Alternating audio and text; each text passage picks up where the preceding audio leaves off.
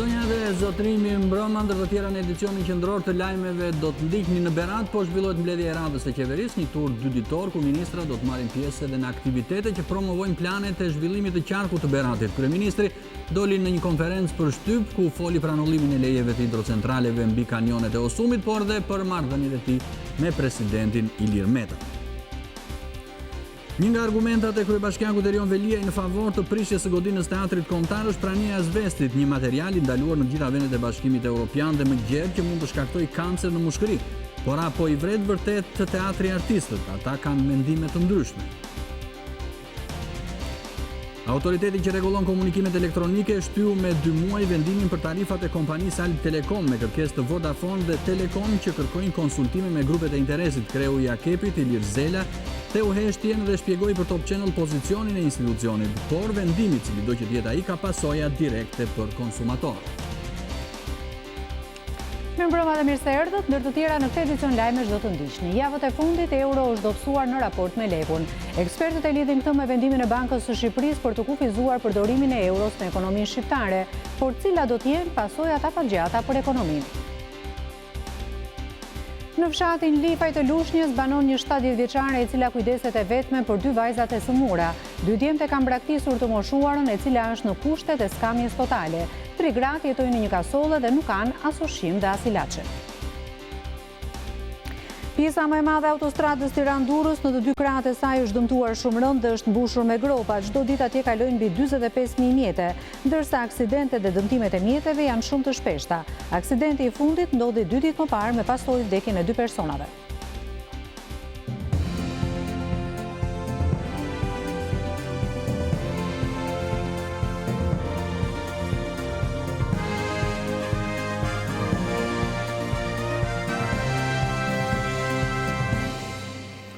Në Berat po zhvillohet mbledhja e radhës së qeverisë, një tur 2 ditor ku ministra do të marrin pjesë edhe në aktivitete që promovojnë planet e zhvillimit të qarkut të Beratit. Kryeministri ka dalë në një konferencë për shtyp ku ka folur edhe për anullimin e lejeve të hidrocentraleve mbi kanionet e Osumit, por dhe për marrëdhëniet e tij me presidentin Ilir Meta. Kryeministri ka njoftuar dhe krijimin e një fondi social të përbashkët mes bashkive. Kryeministri Rama preku dhe çështjen e ndihmës ekonomike, për të cilën pati një debat një ditë më parë në parlament me kryetarin e Partisë Demokratike Lulzim Basha. Sipas kryeministrit ka një manipulim të madh politik me këtë skem. Kryeministri tha se ndihma ekonomike është për ata që janë në nevojë dhe jo për ata që nuk duan të punojnë. Le të ndjekim fjalën e kryeministrit, një pjesë të saj. Ne jemi absolutisht vendosur që përballemi me të gjitha minat që janë vendosur në rrugën tonë në të shkuarën. Dhe ka shumë mina në çdo hap, në çdo sektor. Por nga ana tjetër jemi edhe më të vendosur dhe më të vëmendshëm dhe më të vetëdijshëm se ne nuk do t'i vëmë asnjë minë Shqipërisë në asnjë sektor. Kështu që ne nuk do lejojmë asnjë lloj vepre industriale aty ku cënohet e ardhmja e industrisë kryesore të këtij vendi që është turizmi. Çdo kompani, çdo sipërmarrje që kërkon të shfrytëzojë malet dhe kodrat për të nxjerrë gur, duhet në të njëjtën kohë të zbatoj rigorozisht të gjitha standardet e kontratave. Nuk mundet të kafshosh, të glabrosh dhe t'ikësh. Paralelisht duhet të rehabilitosh, duhet të ripërtrish. Marrja e tomorit është një pasuri e madhe, siç janë marrjet e kryes. E njëjta gjë do të ndodhë edhe aty. Unë ndaj me presidentin të gjithë dashurinë për kanionet dhe të gjithë vëmendjen që kanionet të jenë një nga pikat më intensive të zhvillimit të turizmit dhe të ekonomisë së Beratit. Nëse ju kërkoni, keni ardhur deri këtu për të nxjerrë një lajm se ka një problem mes me dhe presidentit, është vendi më i gabuar për ta bërë këtë, sepse jemi jo larg kanioneve dhe mbi të gjitha unë kam dhe detyrimin e mirënjohjes dhe presidentit që më ka prezantuar me kamionet dhe fal ftesës tij kam bërë edhe rafting për herë të parë. Një nga argumentet e kryebashkiakut Erion Veliaj në favor të prishjes së godinës së teatrit kombëtar është prania e azbestit, një material i ndaluar në të gjitha vendet e Bashkimit Evropian dhe më gjerë që mund të shkaktojë kancer në mushkëri. Por apo i vret vërtet teatri artistët kanë mendime të ndryshme. Kreu i Bashkisë së Tiranës, Erion Veliaj, dha alarmin për praninë e azbestit në godinën e teatrit kombëtar. Një material ky kancerogjen që është ndaluar në vendet e Bashkimit Evropian dhe më gjerë. Më shumë funerale se sa premiera. Një teatër i cili ka ngrënë jetët e shumë aktorëve të cilët ne nuk e dim se çfarë shkakton në momentet që është. Por apo i vret teatri artistët? Dy prej tyre, Altin Pasha dhe Kastriot Çipi, kanë mendime të ndryshme. Është e vërtetë që vitet e fundit ka pasur disa vdekje të parakohshme aktorësh, po është kaq e vërtetë sa jo të gjithë kanë vdekur nga kanceri i mushkërive dhe në asnjë rast nuk ka lidhje me thithjen e grimcave të azbestit. Në këtë ndërtesë nuk ka azbest. Pllakat e pupulitit nuk përmbajnë azbest. Janë tallash, ashklat druri dhe beton të presuara bashkë. Është e vërtetë që ka ekzistuar kjo ide, kjo diskutim, për shkak të disa ikjeve të shpejta nga jetët e aktorëve, të disa aktorëve shumë të njohur të teatrit kombëtar, në një kohë shumë të shkurtër. Praktikisht ajo që unë di është që ndërtesa ka qenë e gjitha e mbuluar me eternit. Ajo që di të them dhe që e mbështes fort është ideja për një teatr të ri. Fakt është se shumë aktorë të njohur si Kadri Roshi, Suleman Pitarka, Violeta Manushi e të tjerë i kaluan të 80-at. Po aq e vërtet është se në vitin 2013 u ndan nga jeta me sëmundje të rëndë aktorët Fatos Sela dhe Roland Trebicka, të dy 65 vjeç, kurse një vit më vonë ndroi jetë po nga kjo sëmundje rëndë Fadil Kujovska, 63 vjeç.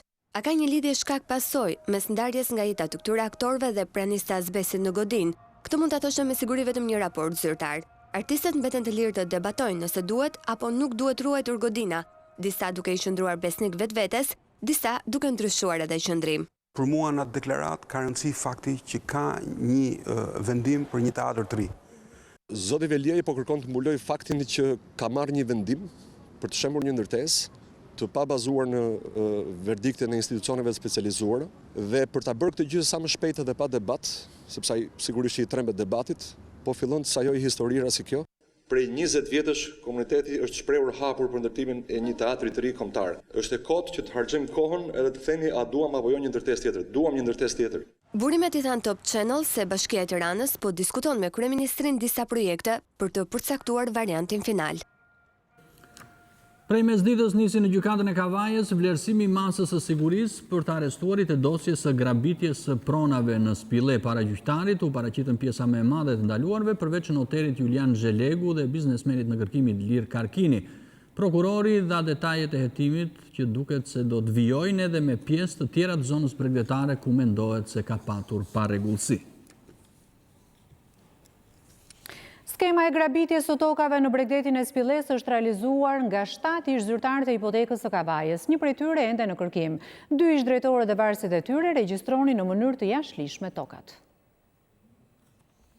Dëshmia e protokollistes së hipotekës Kavaja, Ida Gjoçi, e cila është gjithashtu në hetim për skandalin e tokave në Spille, ka zbërthyer mekanizmin se si e kanë shkelur detyrën në vite. Punonësit e kësaj ZVRPP-je për të regjistruar pyjet me pisha që në letra rezultojnë tok ar. 6 punonjës së hipotekës Kavaj që nga i shkrye regjistruesi Sejit Çikaleshi, pjesë e dosjes Spilleja 1, deri tek pasuesi i tij në të njëjtën detyrë Asim Arkaxhiu, gjenden në arrest si të dyshuar për shpërdorim detyre. Prokuroria e Kavajës shprehet në dosje se punonësit e hipotekës, që nga regjistrues deri tek jurist, kanë përdorur të njëjtin mekanizëm në vite, duke administruar fillimisht akte të marrjes së tokës në pronësi të falsifikuara. Mëtej, megjithëse Këshilli i Qarkut Tiranë ju kthente përgjigje negative, ata kanë fshehur dhe zvendësuar këto konfirmime, duke i plotësuar me rrethana të rreme. E njëjta aferë është përdorur prej tyre edhe për tjetërsimin e poligonit të qitjes në Rreth Greth, ku siç rezulton shkresa e Këshillit të Qarkut Tiranë e vitit 2015, drejtuar hipotekës Kavaj për të ndryshuar zërin kadastral, është krejtësisht e falsifikuar. E falsifikuar është edhe shkresa e hipotekës Kavaj që megjithëse me të dhëna false, që tregojnë korrespondencë me Këshillin e Qarkut, nuk është dërguar as dorasi as me post. Madje shkresa e korrespondencës për të marrë informacion nga Këshilli i Qarkut është marrë dorasi nga shtitasi Fisnik Qosja, Një ish jurist i kësaj hipoteke që më pas është punësuar në kompaninë Ideatel të Idlir Karkinit. Kjo shkresë duhet të dorëzohej në fakt në Këshillin e Qarkut, që mëtej është falsifikuar edhe përgjigja duke konfirmuar vijimin e regjistrimit si pronë private të bazës ushtarake. Banda që grabiste tokat në Spile zhvati edhe një sipërfaqe të madhe prone të ushtrisë. Çështja është se për më shumë se gjysmën e pronave të saj, Ministria e Mbrojtjes nuk është pronare me letra. Për më shumë se gjysmën e pronave të saj, Ministria e Mbrojtjes nuk është pronare me letra. Sipas të dhënave zyrtare të Ministrisë së Mbrojtjes, kjo e fundit duhet të ketë në pronësi 1391 objekte në të gjithë territorin e vendit. Nga këto, Ministria administron 1269 objekte, ndërsa 122 të tjera janë tjetërsuar. Por Ministria e Mbrojtjes nuk disponon certifikat pronësie për të gjitha pronat që administron. Ministria është drejtuar zyrave të regjistrimit të pasurive të paluajtshme në të gjithë vendin, për të marrë certifikat pronësie për 1235 prona. Nga këto, zyrat e regjistrimit kanë lëshuar certifikat pronësie vetëm për 603 prej tyre, ndërsa pjesa tjetër janë në proces me problematika nga më të ndryshmet, që nga mungesa e dokumentacionit e deri tek pretendimet e palëve të treta mbi pronësinë e objekteve ushtarake. Top Channel ka mësuar se dhe rasti i repartit ushtarak në Spile, i trajtuar në edicionet tona informative, është një nga dosjet për të cilat Ministria e Mbrojtjes nuk ka marrë përgjigje nga zyra e regjistrimit të pasurive të Kavajës, për shkak të manipulimeve që bëheshin për tjetërsimin e pronësisë. Por 2 vite me radhë është kërkuar zyrtarisht shpjegim për regjistrimin e tokës së repartit të poligonit në rreth Greth, ndërkohë me urdhër të prokurorisë janë arrestuar disa ish zyrtarë të hipotekës. Një tjetër autostradë që ka pësuar shpesh dëmtime është ajo Tiranë-Elbasan. Për dosjen e saj, prokuroria ka thirrur për të pyetur 2 ish ministra, ndërsa atje sot ishte edhe drejtori rrugëve qendro. Pas 2 ish ministrave të transportit, ishte radha e drejtorit të përgjithshëm të autoritetit rrugor Afrim Qëndro, për të pyetur nga prokuroria e krimeve të rënda. Edhe zyrtarit Qëndro, që ka cëncuar prej muajsh Dashamir Xhikën, i janë adresuar pyetje në cilësinë e personit që ka dieni për llogarit të dosjes së rrugës Tiranë-Elbasan. Ja shpjegime për hetimin e Tiranë-Elbasanit për segmentin rrugor. Në cilësinë e detyrës kam pasur në atë periudhë. Do vini sërish? Po unë e di. Pritet që së shpejti prokuroria e krimeve të rënda Elisabeta Imeraj të pyes edhe ministrin e infrastrukturës, Damian Gjiknuri. Ministri Gjiknuri ka dorëzuar kallëzimin për abuzimet me fondet e aksit Tiranë-Elbasan, referuar gjetjeve të auditit që konstatoi shkelje. Edhe prokuroria dyshon se zyrtarë e ish zyrtarë të autoritetit rrugor kanë shpërdoruar detyrën në bashkëpunim dhe kanë kryer korrupsion duke urdhëruar 12 ndryshime të kontratës fillestare, mbi të cilën do të ndërtojë aksi Tiranë-Elbasan. Këto amendimet të pastudiuara i kanë sjellë shtetit një dëm ekonomik, vlerë e cila do të përcaktohet nga një grup ekspertësh të pavarur, të kërkuar nga akuza. Pjesa më e madhe e autostradës Tiranë-Durrës në të 2 krahët e saj është dëmtuar shumë rënd dhe është mbushur me gropa çdo ditë. Atje kalojnë mbi 45.000 automjete, ndërsa aksidentet dhe dëmtimet e mjeteve janë shumë të shpeshta. Aksidenti i fundit ndodhi 2 ditë më parë me pasojë vdekjen e 2 personave.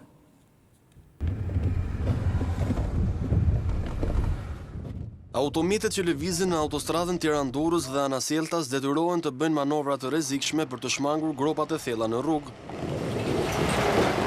Edhe këtë të premte, firma kontraktore për mbajtjen e rrugës po punonte në disa pjesë të saj për mbushjen e gropave, duke devijuar trafikun, por pothuajse e gjithë rruga është e dëmtuar. Aksi më i rrezikshëm është vorma Minas dhe Anaseltas me një gjatësi rreth 5 km, vend ku mesnatën e së mërkurës humbi jetën taksisti Bujar Agaliu dhe 23 vjeçarja Eleni Abdillari, makina e të cilëve u përplas me bordurat e një karburanti pasi u godit nga një mjet tjetër. Sipas burimeve nga policia, në këtë aks raportohen aksidentet çdo ditë, ndërkohë që shqetësimi për gjendjen e rrugës i është përcjell zyrtarisht me disa shkresa autoritetit rrugor shqiptar. Sipas ekspertëve, mbushja provizore e gropave nuk është zgjidhje pasi me kalimin e kohës, rreshtet e shiut dhe mjetet e tonazhit të rënd i hapin sërish.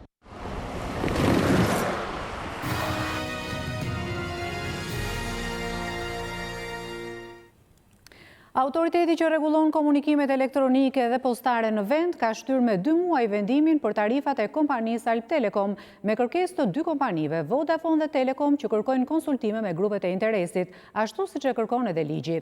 Sot kreu i AKEP-it Ilir Zela ka thyer heshtjen dhe ka shpjeguar për Top Channel pozicionin e institucionit rregullator, por vendimi, cili do që të jetë ai, ka pasoja direkte për konsumatorët. Jemi në mes të një betejë që sapo ka nisur. Shumë shpejt mund të paguajmë tarifa të ndryshme për telefonatat nga celularët tanë nëse autoriteti që rregullon komunikimet elektronike në vend ta kepi do të marrë një vendim në favor të Alt Telekomit. Vendimi është shtyr me 2 muaj për të konsultuar gjatë kësaj kohe me grupet e interesit. Projekt vendimi parashikon që kompania Alt Telekom të përdor tarifa të diferencuara për abonentët e saj brenda rrjetit të vet në raport me rrjetet e tjera. Pra komunikimet brenda rrjetit Alt Telekom do të kushtojnë më lirë. Kompania mund t'i ofrojë abonentëve të vet më shumë kohë bisede me njëri tjetrin, por edhe tarifa më të lira drejt rrjeteve Vodafone dhe Telekom. Ndërkohë që prej vitit 2015 të detyruara po nga kepi, kompanitë celulare përdorin tarifa të njëjta si për bisedat brenda rrjetit dhe për bisedat me rrjetet e tjera. Vendimi u mor me argumentin e mos diskriminimit të konsumatorëve. Ndaj sot kur Akep ka një projekt të ndryshëm, 2 kompanitë e tjera celulare Vodafone dhe Telekom janë kundër. Në fakt, këta operator kanë edhe numrin më të lartë të abonentëve. Sipas të dhënave më të fundit në tremujorin e 3 të vitit të kaluar, Vodafone kishte gati 1,5 milion abonent. Telekom Albania mbi 1.200.000 dhe Alt Telekom rreth 500.000. Tani që kompania Plus nuk ekziston më, rreth 200.000 përdoruesit e saj janë shpërndarë në kompanitë e tjera. Në kushtet kur Alt Telekom ka gati 1/3 e abonentëve të 2 kompanive të mëdha, Ilir Zela, kryetari i Akep, thotë se vendimarrja pritet të ndihmojë konsumatorët. Detyrimet që mund vendosen ndaj një operatori i cili ka fuqi të ndjeshme në treg, nuk mund të jenë të njëjta me detyrimet që vendosen nga një operator i cili nuk ka fuqi të ndjeshme në treg. Çfarë do lloj rasti që do ndikohen shërbimet që ata përfitojnë, ata do të përmirësohen dhe gjendja e tyre do përmirësohet dhe nuk do përkeqësohet në asnjë rast. Mirëpo kompanitë e tjera të mëdha nuk e pranojnë këtë. Telekom Albania thotë se projekt vendimi favorizon dukshëm kompaninë Alt Telekom, kurse Vodafone thotë se në asnjë rast nuk do të pranojë asnjë vendim që nuk është në përputhje të plot me ligjet e Bashkimit Evropian dhe ato shqiptare. Në përgjigje të ankesës së 2 kompanive, Akepi pranoi të shtyjë vendimin për të konsultuar me grupet e interesit, ashtu siç e kërkon dhe ligji. Ndaj do të duhet të presim dhe 2 muaj derisa të mësojmë vendimin, por betejë celularëve sapo ka nisur. Javët e fundit euro është dobësuar në raport me lekun. Ekspertët e lidhin këtë me vendimin e Bankës së Shqipërisë për të kufizuar përdorimin e euros në ekonominë shqiptare, por cila do të jenë pasojat afatgjata për ekonominë? Le të ndjekim Klodian Tomorin. Ekspertët mendojnë se dobësimi i euros ndaj lekut mund të jetë rezultati i efekteve psikologjike të fushatës për kufizimin e euros në ekonomi. Një pjesë e madhe agjendëve ekonomike që nuk kanë dieni për mënyrën e funksionimit të tregjeve monetare, sigurisht që mund të jenë ndjerë të friksuar apo të tronditur për atë se çfarë mund të ndodhë me euro. Mund të jenë drejtuar tregut për të bërë konvertimin duke shtuar në këtë mënyrë edhe masën monetare të valutës huaj. Në 2 javët e fundit, euro është zhvlerësuar me gati 1% ndaj lekut dhe aktualisht këmbehet me 132 lek. Janë faktorë spontan, janë të përkohshëm dhe nuk do të jenë faktorë të cilët në mënyrë të përreshme dhe afatgjatë do të ndikojnë në këtë raport këmbimit të monedës kombëtare me valutat e huaja. Sipas Malajt, masat e Bankës së Shqipërisë nuk synojnë të luftojnë euron, por kanë për qëllim të nxisin përdorimin e monedhës kombëtare. Ne jemi të interesuar si Bankë Qendrore që monedha kombëtare të përdoret sa më shumë në ekonominë shqiptare. Kjo lehtëson politikat e qeverisë, politikat e Bankës Qendrore që të bëhen më efektive. Por Selami Xhepa është skeptik ndaj kësaj politike. Në analizë fundit janë qytetarët që vendosin për mënyrën se si do të kursejnë të ardhurat e tyre dhe çdo influencë nga jashtë në mënyrë artificiale, mendoj që është një përgjegjësi e madhe dhe e pajustifikuar që bëjnë autoritetet. Kështu që unë gjykoj që do të ketë më shumë efekt negativ më tepër se sa do ta ndihmojë stabilitetin e sistemit tonë. Të dhënat tregojnë se mbi 55% e kursimeve të qytetarëve shqiptar ruhen në euro, ndërkohë që monedha evropiane përdoret gjerësisht edhe në shitblerjet e përditshme në treg. Tani do të shkojmë në Dibër, në fshatin Cerian që ndodhet vetëm 10 kilometra larg Peshkopis. Mungesa e një rruge që lidh këtë zonë me qytetin ka shkaktuar braktisjen e shtëpive. Edhe pse jetojnë 10 kilometra larg qytetit të Peshkopis, banorët e fshatit Cerian thonë se ndjehen të braktisur dhe të izoluar. Rruga që lidh fshatin e tyre me qytetin është në gjendje skandaloze dhe prej 20 vitesh nuk është vënë dorë për rregullimin e saj. Edhe pse gjatë çdo fushate elektorale u premtohet rregullimi i rrugës, sapo mbarojnë zgjedhjet premtimet i merr era. Këtu e qesim të smunin me litar, lidhim litarit dhe qesim këtu. Këtu shumicën e periudhës 366 ditë, këtu e kemi të bllokuar. Tani pranver ka shira. Mbas pranverës fillon vdora dhe shkrihet, krejtësisht fshati i bllokuar. Këtu jemi të izoluar komplet fshati me njerëz të smun, fëmijët nuk i çojmë në shkollë dot se rruga prishet këtu. une që 3 muaj kam vllajn smun, dhe e kam nxjerr vllajn këtu me kërvat. Mungesa e rrugës, thonë ata, po bëhet shkak që çdo ditë fshati të braktiset. Ndërsa në zonën e thellë të Topojanit dhe Shishtavecit në Kukës, një grup banorësh protestuan sërish kundër ndërtimit të 5 hidrocentraleve të vegjël në zonën ku ata banojnë. Banorët thonë se hidrocentralet do të shkatrojnë ambientin. Banorët e 9 fshatrave të Topojanit dhe Shishtavecit kanë protestuar kundër vendimit të qeverisë për ndërtimin e 5 heceve në këtë zonë. Banorët thonë se ndërtimi i këtyre heceve është shkatrimi i natyrës dhe ekosistemit. Ata kërkojnë nga qeveria anullimin e vendimit për ndërtimin e heceve dhe paralajmërojnë për shkallëzim të protestës. Impakti që kanë të hece është total negativ, nuk ka asnjë impakt pozitiv. Pasi ajo vdes faunën, florën edhe vetë njerëzit pas këtyne vdesin. Ato centrale nuk mund t'i bonje, sepse zona jonë është zona më e varfër ekonomikisht. Shqyqir që na ka dhonë atë pasunia tuj, që t'jetoj populli dhe ata dunë me ne vjetë, të marrin masa urgjent për anullimin e menjëhershëm të këtyre heceve që po ndërtohen në grikën tonë. Jemi shumë të premë në këtë mes që nga një zonë e mbrojtme të bëhen hecat kjo do të thotë janë një varrosje për gjallë për gjithë banorët e kësaj zone. Zona ku është dhënë leja për hidrocentralet është park natyror dhe përfshin ekosistemin natyror malor, korab koritnik me fshatrat Shishtavec, Topojan, Turaj, Breki, Nimçë, Shtrez, Kollovoz dhe Novosej. Aksionit të Bashkisë së Tiranës janë bashkuar edhe nxënësit e shkollës Koljakova. Së bashku me ish kapitenin e kombëtares së futbollit, Lorik Canën, ata kanë mbjellë pemë në oborin e shkollës së tyre. Me dëshirën për t'u bashkuar revolucionit të gjelbër në Tiranë, nxënësit e shkollës 9-vjeçare Koljakova mbollën 70 pemë selvi në oborin e shkollës. Një surprizë e bukur për kryebashkiakun Erion Veliaj dhe ish kapitenin e kombëtares Lorik Cana. Kështu që jam shumë i lumtur që Loriku u bashkua me ne sot në këtë fushat. Eksakt, duke qenë se kam shokët vetëm ndihmojnë.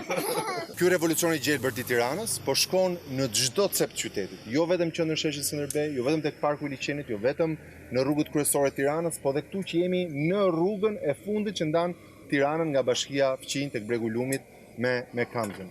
Ish kapiteni i kombëtares vlerësoi nismën e Bashkisë së Tiranës për mbjelljen e pemëve dhe ftoi të rinj që të bashkohen me kontributin e tyre. Në shoqëri dhe në vendin ku jetojmë, aq më shumë gjelbrim të ketë, aq më mirë do jemi ne si shoqëri më të shëndetshëm. Po e bëjmë sidomos edhe për gjenerata të tjera, kështu që me iniciativa të tilla është më shumë se normal që të bashkohen shumë njerëz dhe unë enkurajoj që të ndjekin këtë shembull sa më shumë njerëz në shoqërinë tonë dhe në vendin tonë. Ne jemi shumë të lumtur sot që na është bashkuar kapiteni ynë, Lorik Cana. Unë besoj që na jep sot një shembull që është lojtar i mirë edhe në fushatat e tjera, edhe në fusha të tjera të gjelbërta, siç është gjelbrimi i qytetit dhe mbjellja e pemëve. Pemët u dhuruan nga një organizatë ndërkombëtare që operon në zonën e bregut të Lumit, ajo e cila më herët dhuroi 70 pemë selvie edhe për njësinë administrative numër 11.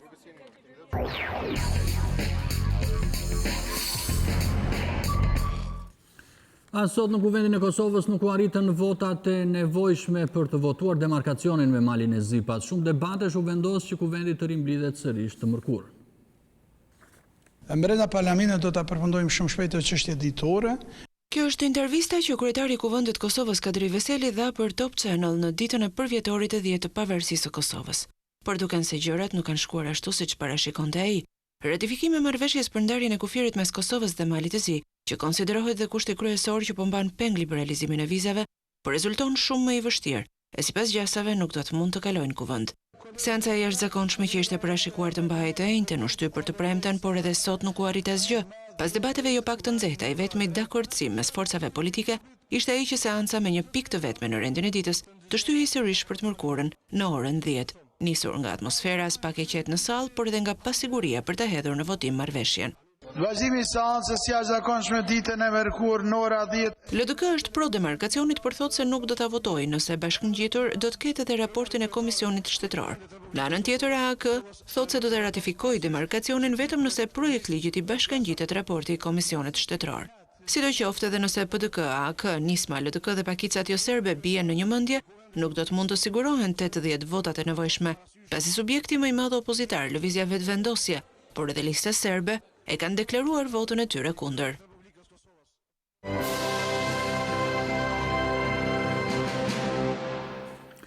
Në Shtetet e Bashkuara të Amerikës një prokuror i posaçëm po heton rreth një bashkëpunimi të mundshëm të fshehtë mes fushatës së presidentit Trump dhe Rusisë dhe ka ngritur akuza të reja penale ndaj dy ish ndihmësve të Donald Trumpit. Për më shumë detaj lidhemi me zërin e Amerikës me kolegun Ilir Ekonomi.